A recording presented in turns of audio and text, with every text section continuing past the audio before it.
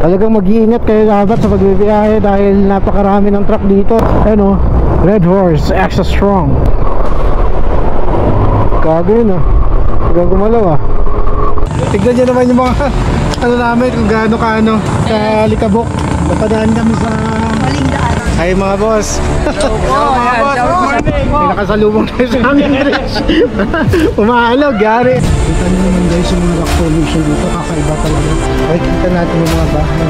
Mukhang gawa sa lumang renovation, mga dating lumang bahay. Ang Binulungaw National Park ay isa sa pinakamagandang natural na destinasyon sa Pilipinas. Ito ay kilala sa kahanga-hangang limestone rock formation, malinaw na ilog at adventure activities na perfect para sa mga nature lovers at thrill seekers. Isa rin itong perfectong destinasyon para sa nature adventure, relaxation at bonding kasama ang pamilya at mga kaibigan. Kaya naman ito ang naisipang bisitahin ng aming grupo. Tara, umpisa na natin ang pag-rides natin patungo sa Binulungaw National Park.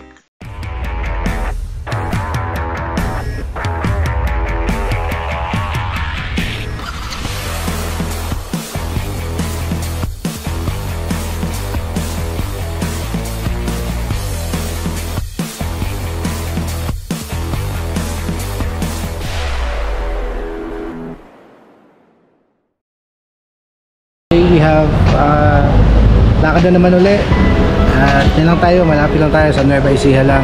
Kaya nandito tayo ngayon sa Shell, San Rafael, Bulacan. Hinihintay natin yung mga kasama natin. So yung ibang mga kasama natin nandyan na sila, nakaparada na at naghihintay na lang kami sa take off time namin, which is alas 5 ng umaga. So ayan yung si OBR, tahalis na tayo maya maya. Kaya ganyan mo dyan. Hindi ako kasama.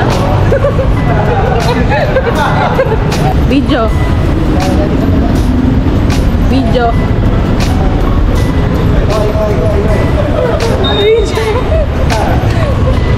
Ano, papapagurin mo pa ako. Nakataka na rin. Alright, magandang umaga sa lahat. At ngayon ay nasa biyahe na naman tayo. Araw ng linggo, ang oras 5:30 na ng umaga, na ay nasa kahabaan tayo ng San Ildefonso. Ang pupuntahan naman natin ngayon ay ang Minalungaw Park. Kamakailan nga ay nagbukas na nga itong Minalungaw Park. At kita natin naman sa social media na napakarami nang pupunta. Kaya ngayong araw, ito yung napiling puntahan ng grupo natin. Kaya isi-share namin sa inyo kung gaano kaganda itong lugar at paano ito puntahan. At ito nga, nasa biyahe na tayo. Napakaganda ng tanawin, napakalamig ng hangin. Yan. Medyo malapit lang itong biyahe natin dahil ilang bayan lang ang pagitan. Shout out sa mga kapwa nating rider. God, sama ka sa amin sa susunod. Ayun, ito may nakalagay, Cabanatuan 47 kilometers, Tengapan 22 kilometers.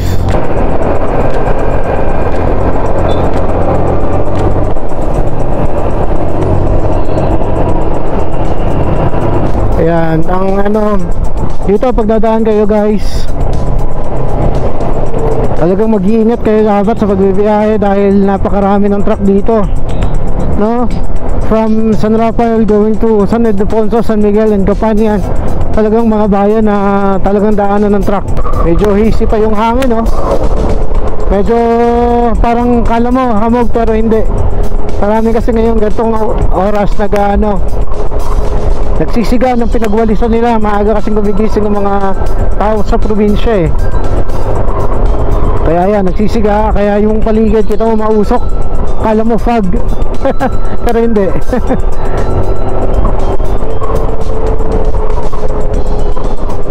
Lamig ng hangin. So para tayo dito, well, maluwag dito Ayun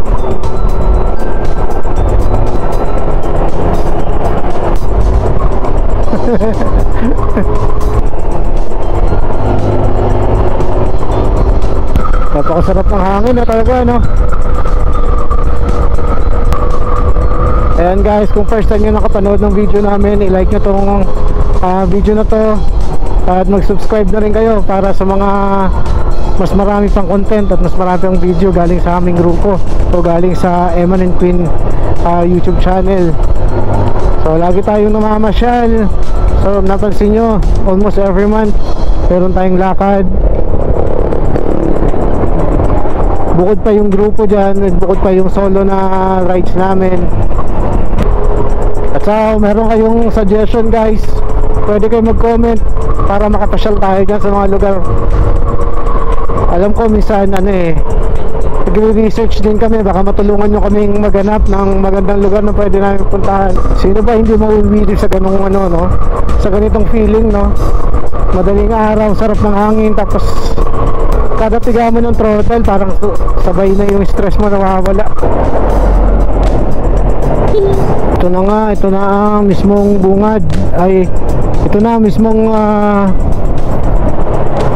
capital ng San Miguel, Bulacan. Makikita nyo na yung San Miguel Pure Gold. Diretso lang tayo. Kita na natin yung pulang kabayo, yung Red Horse. Ayan laki nyan. Meron yung daan dito sa kanan. Pag diniretso nyo, pupunta naman kayo ng DRT. Ito, ayan. Yan, tong kaliwa, kanan na tong part na to. Yan, papuntang DRT naman yan. Ayan Red Horse, extra strong. Marami rin mga kainan dito kaya sa gilid. Ayan, challenge nan. Dito na tayo may tao. Kaya ganitong oras din tayo umalis para hindi tayo abutan ng init. Alam niyo naman ngayon, sa panahon ngayon, di ba? Lalo na dito sa bandang north, napakainit. Bandang Nueva Ecija. Kaya sinamantala natin na wala pang masyadong araw nung umalis tayo. Ang magandang biyahe guys, medyo malalayo, simpleng bagay lang. Pwede nyong kailangan yung alalahanin, simpleng bagay lang, mag-down palagi ng tubig para mag-stay hydrated kayo. Kasi kapag natuyuan tayo, pwede tayo ma-heat stroke. Kaya kailangan inom lang ng inom ng tubig, kahit more than 8 glasses. Kung pwede, gawin natin 16 glasses. Kaya magbaon tayo ng baunan talaga ng tubig.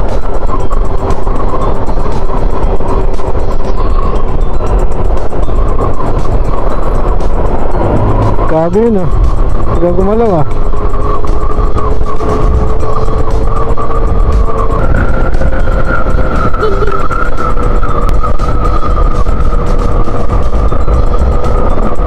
Takot siya sa truck no?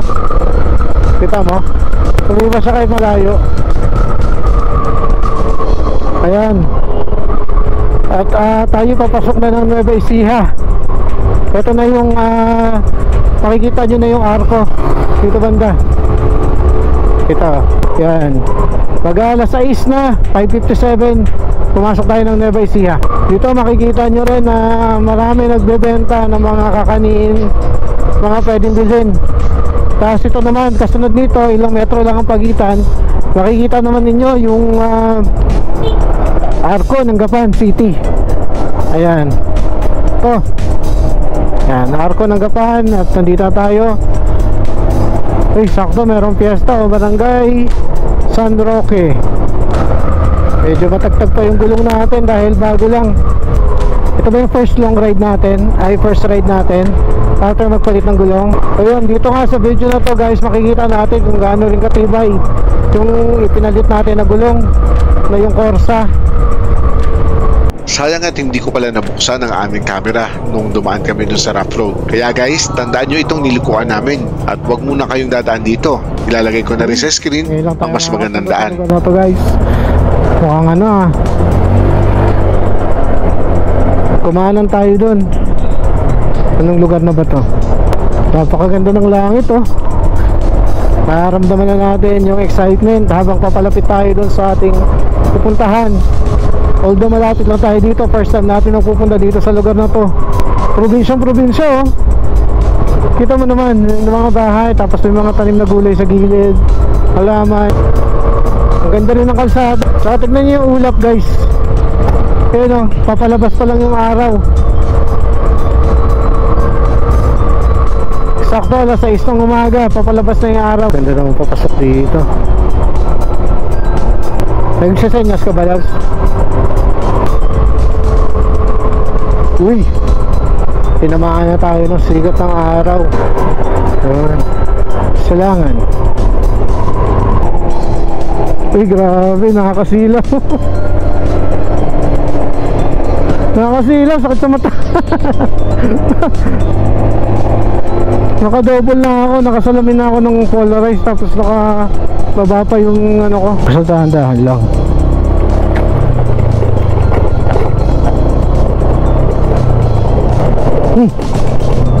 Antik ko pa masagasaan yung ibon. Grabe ba? Kaya dahan-dahan ko. Yan, Barangay Bungo. So dito guys, medyo maraming rough road lang, pero hindi naman sobra, kayang-kaya naman. Basta nakikita lang, kayang-kaya naman ng motor. Ingat-ingat lang para hindi maano yung motor natin, matagtag ng gusto. Nakasama natin medyo nahuhuli rin kasi nagdadahan-dahan din yan eh. Dapat talaga dun, hindi ko nakita eh. Pansin nyo ba guys yung paligid natin, puro palayan na. Medyo ano na talaga, medyo malayo na to guys sa kabihas na pero yung may marami pa rin bahay karamihan pala yan, kasi alam nyo naman ang FIC di ba?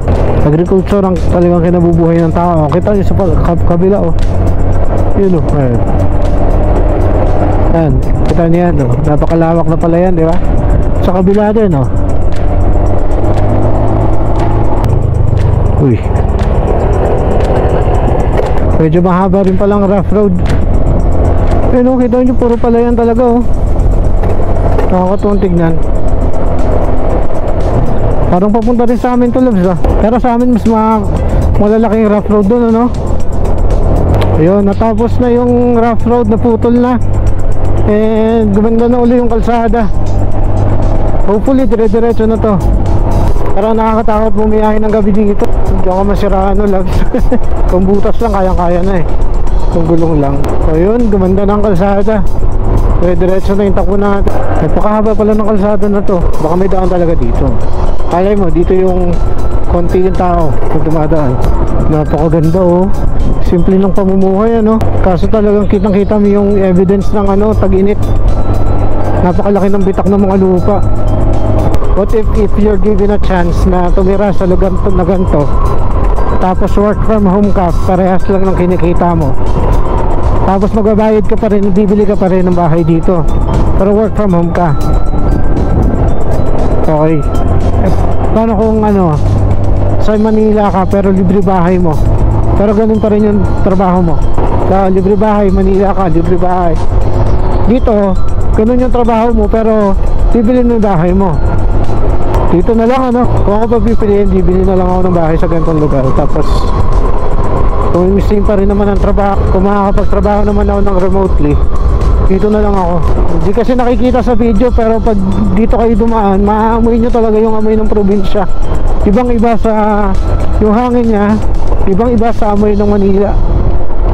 Naamoy kayong usok ng uling, yung mga nag-uuling. Pasubo yung bagong box na Ano yung masasabi mo, Labs?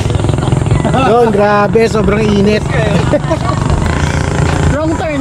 Balik kami sa wrong turn kami guys. Padaan kami doon sa may sa rough road talaga. Pero guys, yun lang yung daan talaga, kaya mapadaanin din sila.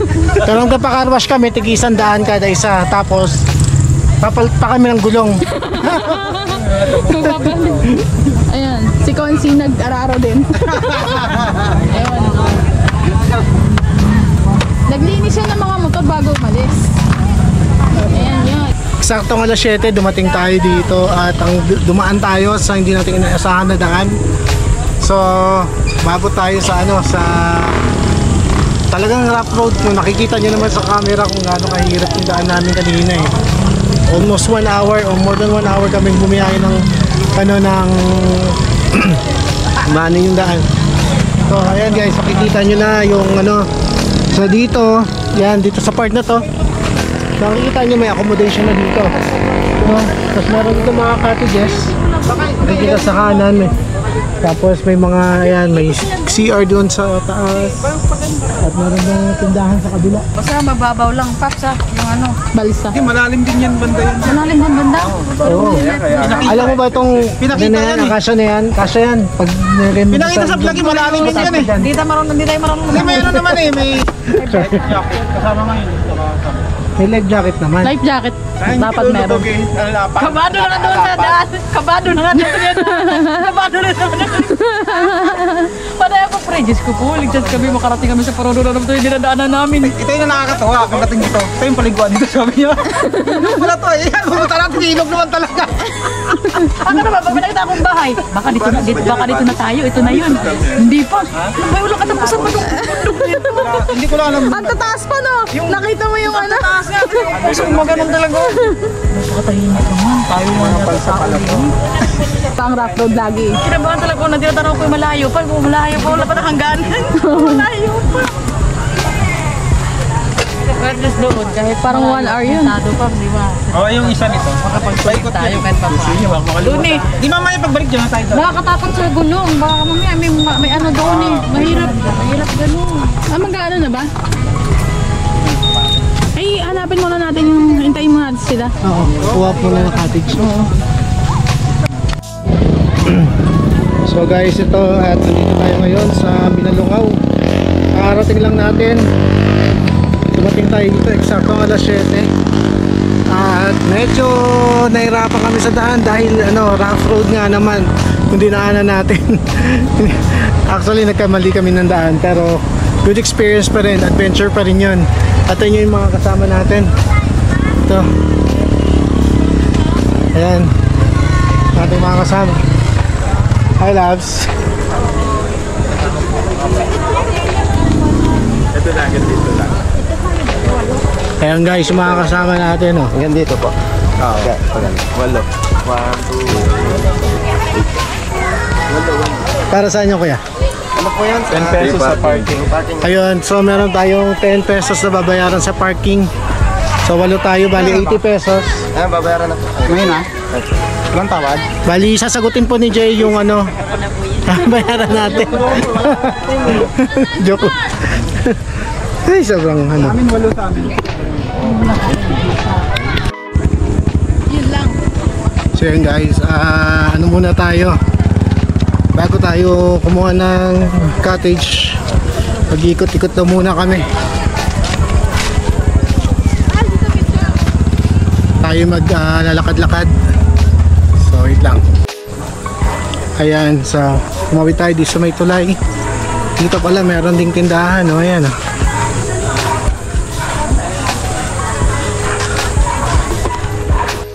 Ano po muna tayo at papahinga muna dahil masyado tayo napagod. Makita nyo doon sa baba nandun yung mga motor. Ayan yung ubiyak ko. Ayun yung mga balsa.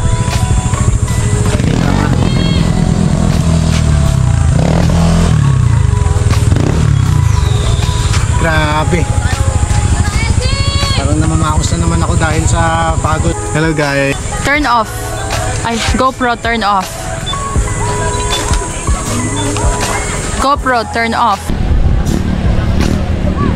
Yun yung hanging bridge. Pupunta tayo dun mamaya. Ayan, yung hanging bridge. Yun, pupunta tayo dun. Sa part na yun. Ayan, may mga naliligo dun. Ayun. May naliligo dun guys. Layo eh.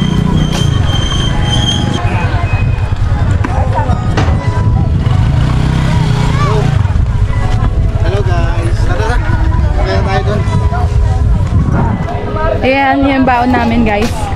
Dinagdagan namin yung baon namin, fried chicken yan.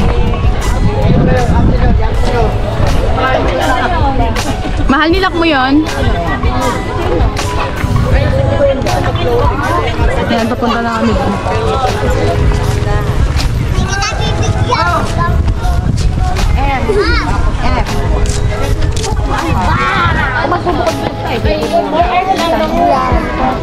May oras 4 hours lang din. Saan siya? Sa floating.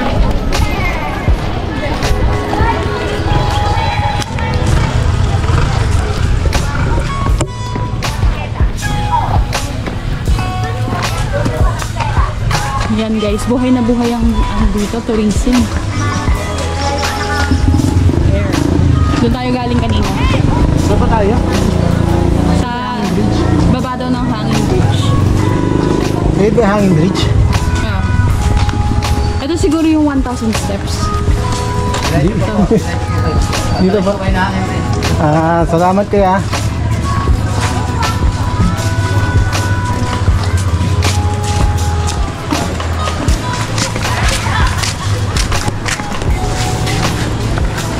Oops, mahal tingin.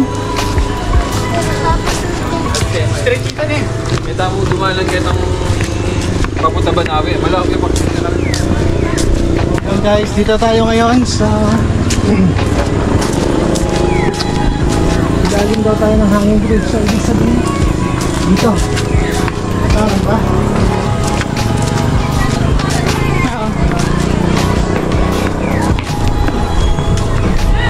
Malilim naman mamaya dito, no?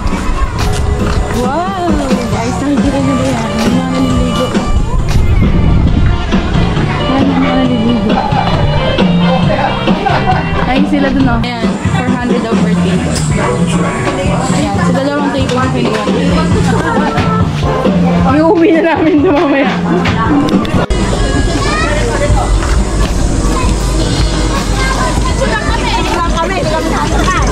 Tapang lang sila. Ano? Isa lang muna.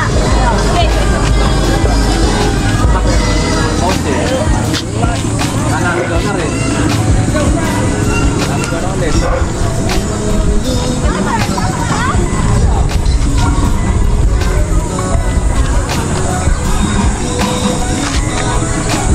Huwag po kayo dyan sa malalim.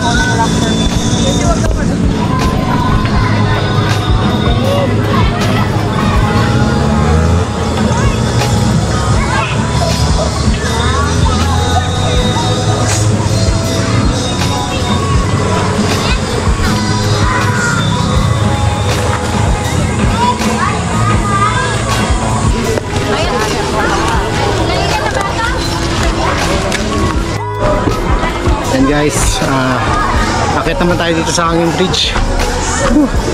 Parang kinakabahan pa ako ng konti ah. Ito na.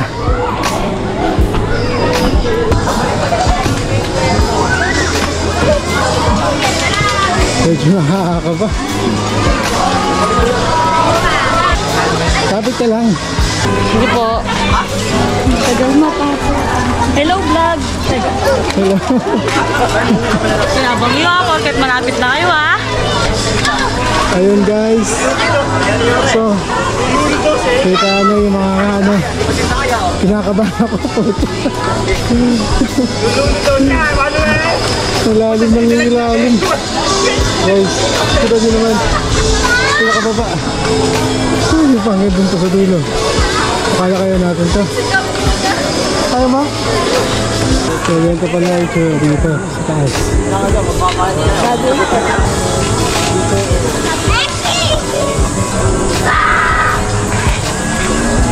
Guys, nandito tayo na sa gitna ng hanging bridge. Yung asawa ko hindi na tumuloy dahil natatakot. Pero tayo ito, diretso. Ayan. 360. Takot ako sa mataas guys, pero syempre conquer dapat natin yung fear natin. Ayan siya, oh. Picture daw. Picture tayo mamaya. Kaso di tayo makapag-picture dahil yun ang aking asawa. Andun. Guys, malapit na tayo. Nakakabahan ako. Hi mga boss. Hello po. Ayan, good morning. May nakasalubong tayo sa hanging bridge. Umaalog, gari. Yan, so guys, malapit na tayo makatawid. So, it's such an achievement sa atin pag nakalagpas tayo dito. Nakasama natin, natatakot eh. Pero tayo, kahit tumalog pa yan, hindi tayo natatakot. Yan. Nakalagpas tayo. Nakalagpas tayo sa tulay. Yan. So, ang challenge natin is pabalik naman.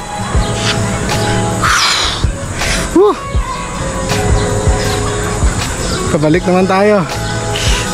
Ayun. Susunduin tayo ng aking asawa.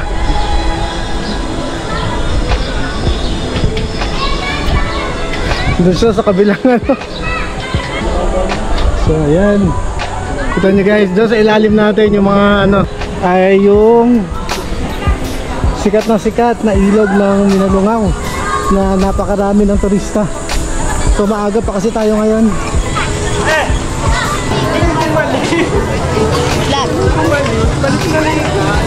Ayan, nakabalik na tayo. Ano, picture ka? Ah. Oh, dito, bilis. Hindi ka kakabahan. Guys, hindi ako nakatuloy sa hanging bridge kasi inuuga nila. Kanina. Sige na.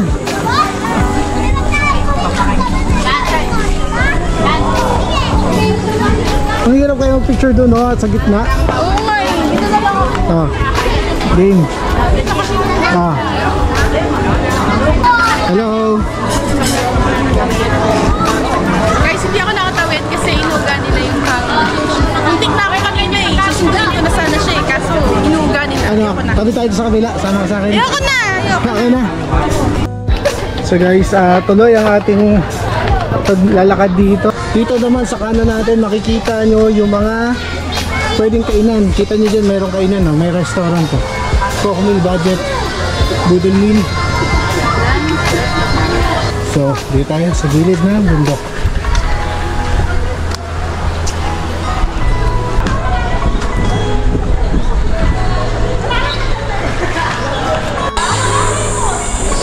Kita nyo naman guys yung mga rock formation dito, kakaiba talaga. And yung ano, ilog hindi maagos ha. Sakto lang, so hindi nakakatakot lumangoy ha. So dito sa kinakatayuan ko guys, makikita nyo mismo yung ilog. Ayan. Ayan yung ilog, napakaraming turista na lumalangoy. At yung iba pwede kang mag-rent ng kayak na yun. Ayan. So that's 400 for that's 1,200 for hours. Ayan. Pwede kayo mag-picnic dyan mismo. So makikita nyo yung formation talaga. Ayan yung bundok. Tapos dito na sa kanan ko, marami rin bato at puno.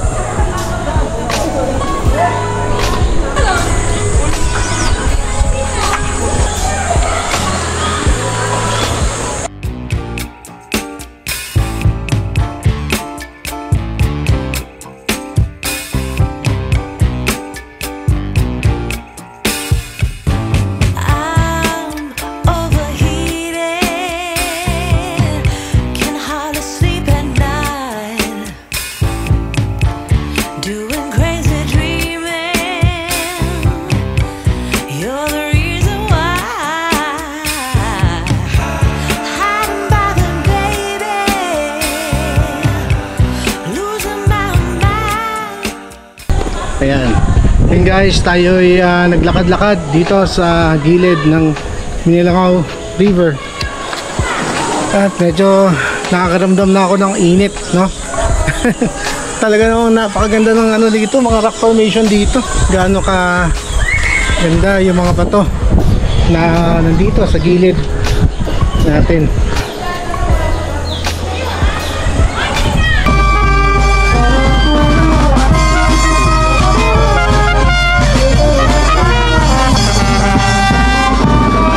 After nga naming malibot ang Manilungaw Park, ay itinabi muna namin ang aming camera dahil hindi pa dumarating yung waterproof casing namin na binili ko para sa GoPro. Pagkatapos ay nag-enjoy kami sa tubig. Lahat naman kami ay nagsuot ng life vest kaya safe ang lahat. Ayun guys, pauwi na kami. Galing kami doon sa swimming sa Minalungaw National Park. At ngayon ay bibiyahe naman tayo sa dating tagpuan dyan sa Gapan, o tinatawag din nilang Little Vegan. Kaya doon mamasyal tayo, titignan natin yung mga lumang bahay at titignan natin kung anong meron doon.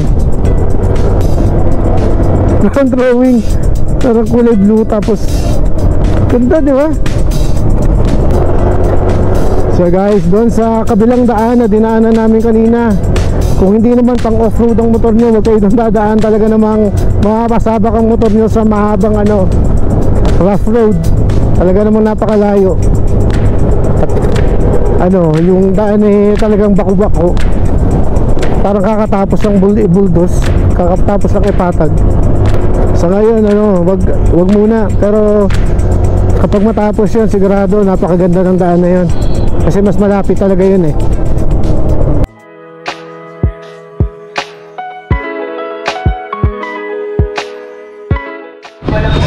Nakano na to? Naka-play na yan. Ito yung camera. Ako nagtitik ng pictures niya rin eh. Iba pa Iman. Saan? Mahal mo tawag. Tagpuan sa Lumang Gapan. Ha? Buka rito, kasama sa picture. Ayaw mo? Siguro yung tagpuan. Tagpuan oh. Ay dyan, Pag may liwanag pa, makawala na yan.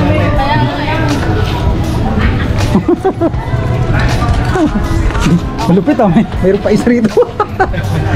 Nawawala pa talaga to? Pag gusto mo makita ulit, tap mo lang. Wala kasi sa Tapos bundok. adjust mo na lang yung... Wala kasi sa bundok to eh. Hindi ba yan? Hindi ba yung gumagalaw? Hindi nga bang hindi na gumagalaw? Ayun yun. Yung isa. Kailangan kayo!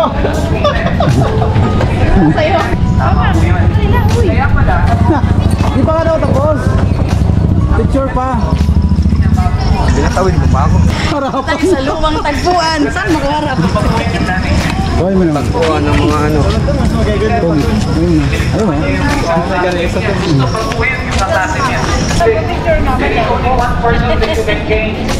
Ayun mo. Ikaw, madam. Top sigaw.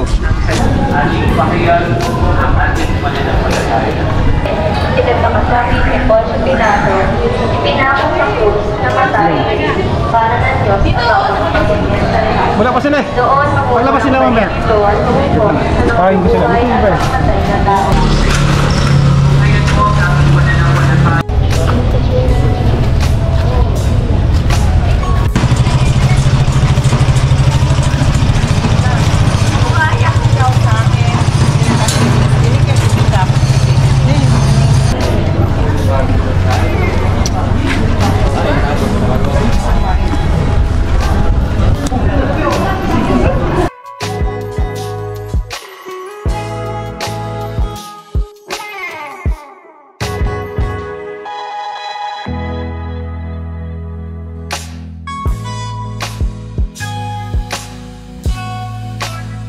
Yan guys, magandang gabi sa inyo lahat. Dito naman tayo ngayon sa Little Vegan dito sa Gapat. At dito nga, makikita natin yung mga bahay. Mukhang gawa sa lumang generation, mga dating lumang bahay.